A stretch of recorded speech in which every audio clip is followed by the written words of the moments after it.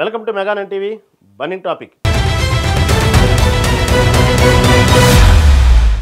ఇరాన్లో రాజకీయ భద్రతా గందరగోళం రోజురోజుకు తీవ్రమవుతోంది. ఇజ్రాయెల్ మిసైల్ దాడుల ఒకవైపు, అమెరికా దాడుల భయం మరోవైపు ఇరాన్ను కలవరపెడుతున్నాయి. ఇటు బలోచిస్తాన్, కుర్దిష్ వేర్పాటువాద గ్రూపులు తమ అవకాశం కోసం ఎదురు చూస్తున్నాయి. ఈ అల్లకల్లోలం ఇరాన్తో పాటు ఇప్పుడు పాకిస్తాన్కు నిద్ర లేకుండా చేస్తుంది. ఇరాన్లో ఖమేనీ పాలన కుప్పకూలితే పాకిస్తాన్ కూడా ముప్పు ఉందనే అభిప్రాయం వ్యక్తమవుతుంది. అయితే ఇరాన్లో పాలన కుప్పకూలిపోతే పాకిస్తాన్కు సంబంధం ఏంటి? ఇరాన్లో కట్టప్పలు ఖమేనీని లేపేసేందుకు కాచుకొని కూర్చున్నారా? Watch the story.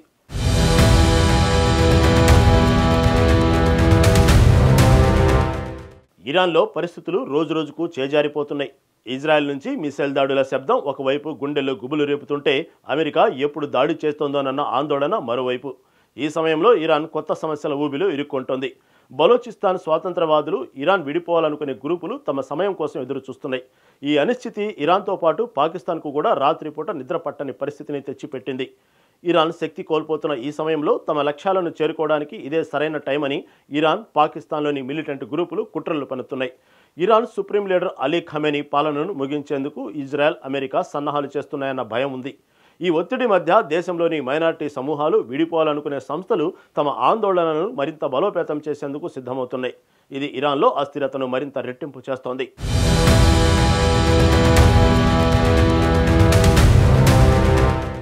ఒకవేళ ఇరాన్లో ఖమేనీ ప్రభుత్వం పడిపోతే బలోచిస్తాన్ స్వాతంత్ర ఉద్యమం మరింత ఉగ్రరూపం తీసుకుంటుందని పాకిస్తాన్ ఆందోళన చెందుతోంది. ఈ విషయాన్ని ఇటీవల అమెరికా అధ్యక్షుడు డొనాల్డ్ ట్రంప్తో జరిగిన చర్చల్లో Pakistan army chief general Syed Asim Munir లేవనెత్తారు. బలోచ్ ప్రజలు పాకిస్తాన్లోని బలోచిస్తాన్ ప్రాంతంలో, ఇరాన్ సరిహద్దులోని సిస్తాన్ బలూచిస్తాన్ ప్రాంతాల్లో ఎక్కువగా నివసిస్తున్నారు. ఈ ప్రాంతాల్లో ఇరాన్ ప్రభుత్వం బలోచ్ సమాజాన్ని తొక్కిపడేస్తుందనే ఆరోపణలు ఉన్నాయి. ప్రస్తుత పరిస్థితుల్లో బలోచ్ ఏర్పాటువాద గ్రూపులు ఒక్కటై స్వతంత్ర బలోచిస్తాన్ కోసం తమ పోరాటాన్ని మరింత తీవ్రతరం చేసే అవకాశం ఉంది. బలోచిస్తాన్ లిబరేషన్ ఆర్మీ ఇటీవల పాకిస్తాన్ సైన్యంపై దాడులు పెంచింది. గతంలో జఫార్ ఎక్స్ప్రెస్ రైలును హైజాక్ చేసిన ఘటన దీనికి నిదర్శనం. ఈ ఉద్యమం మరింత బలపడితే పాకిస్తాన్లోని బలోచిస్తాన్ ప్రాంతంలో అలజడి పెరిగి దేశ భద్రతకు ప్రమాదం తప్పదని పాకిస్తాన్ భయపడుతోంది.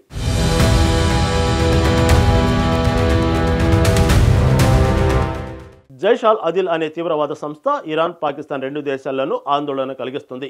ఈ గ్రూపు ఇరాన్ నుంచి విడిపోవాలనే లక్ష్యంతో పనిచేస్తుంది. ఇజ్రాయెల్, ఇరాన్ మధ్య ఉన్న యుద్ధం తమకు అనుకూలమైన అవకాశంగా చూస్తుంది. ఈ సంస్థలో ఎక్కువ మంది బలోచ్ సభ్యులు ఉండటం వల్ల దీని ప్రభావం పాకిస్తాన్పై కూడా పడొచ్చని ఆ దేశం భయపడుతుంది. బలోచిస్తాన్ ప్రజలు సాయుధ పోరాటానికి సిద్ధపడాలని జైష్ అల్ అదిల్ ఆహ్వానం పలికింది. ఇరాన్, పాకిస్తాన్ సరిహద్దు ప్రాంతాల్లోని మిలిటెంట్ గ్రూపులు తమ ప్రభుత్వాలపై దాడులకు సన్నద్ధమవుతున్నాయి. పరిస్థితులు అనుకూలంగా మారితే ఈ రెండు దేశాల తీవ్రవాద గ్రూపులు కలిసి పోరాడే అవకాశం కూడా ఉంది. బలోచ్ జాతికి చెందిన వారు పాకిస్తాన్లో 3.6% జనాభా, ఇరాన్, ఆఫ్ఘనిస్తాన్లో 2% జనాభాతో ఉంది. ఈ ఉద్యమం రెండు దేశాలకు సవాలుగా మారుతుంది.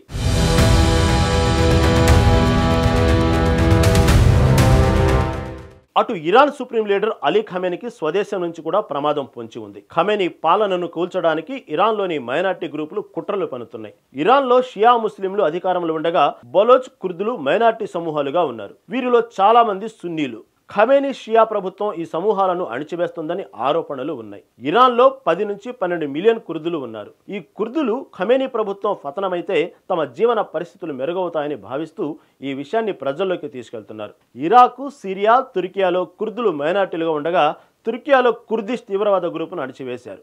సిరియాలో అహ్మద్ అల్ షారా పాలనలో కుర్దులు సమస్యలు ఎదుర్కొంటున్నారు. ఇరాన్లోనూ కుర్దులు ఖమేనీ దమనాన్ని ఎదుర్కొంటున్నారు. ఈ నేపథ్యంలో Kurdish democratic party of Iran Khamenei పాలనను ముగించాలని పిలుపునిచ్చింది. ఇరాన్లో భయం పోవాలంటే, ప్రజలు స్వేచ్ఛగా తిరగాలంటే ఖమేనీ పాలన తప్పక కూలాలని కేడీపీఐ ప్రకటించింది. అన్ని వైపుల నుంచి వస్తున్న ఈ సవాళ్ల మధ్య ఖమేనీ ప్రభుత్వం ఎంతకాలం